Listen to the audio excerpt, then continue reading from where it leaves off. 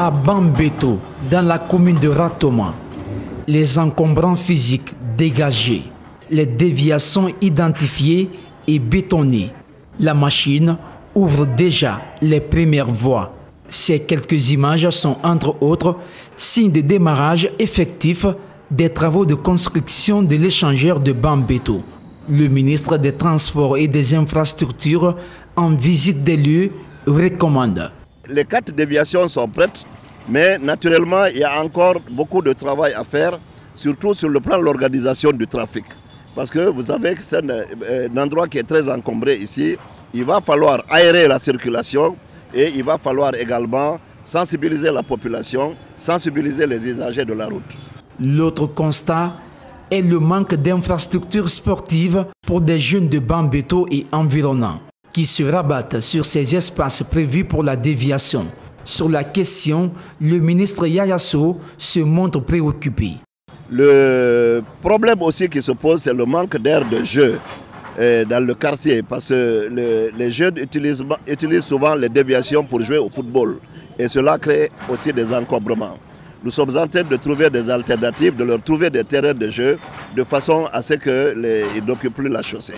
Sur le terrain, l'expertise de la Société des eaux de Guinée s'invite.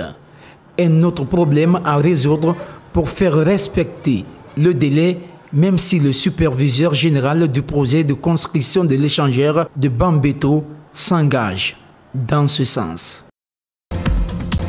C'est 95 plus 500. Ça fait 595, sauf que 5 qui a été placé là ne se serait jamais, par conséquent, ça aussi, c'est pas fait. Il a fallu 2 mois de recherche pour détecter ces erreurs dans les calculs des chiffres romains sur certaines pages des livres de calcul de la 6e année édité par l'INRAP, mais aussi celui édité par Tabalan en 2021. Il a sillonné d'ailleurs plusieurs villes des régions du pays pour s'assurer que ces erreurs sont bel et bien réelles. Dans les 3 examens, c'était catastrophique. Moi, dans mes recherches, je suis allé en profondeur pour savoir quelle est la cause de l'échec.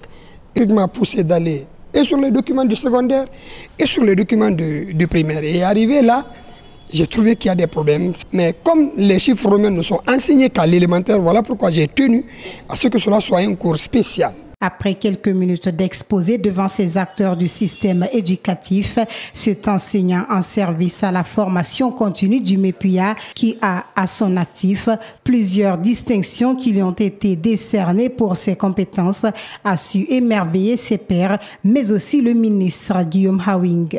Il promet de prendre en compte ces révélations et de soumettre à d'autres expertises pour éviter de telles erreurs dans le futur. Une œuvre scientifique, ça a besoin du temps, que les gens voient, revoient, et analysent, percent la chose avant de tirer une conclusion. Je souhaiterais qu'il y ait une commission autour de ça, que les gens travaillent, retravaillent dessus. Félicitations. Je suis très convaincu.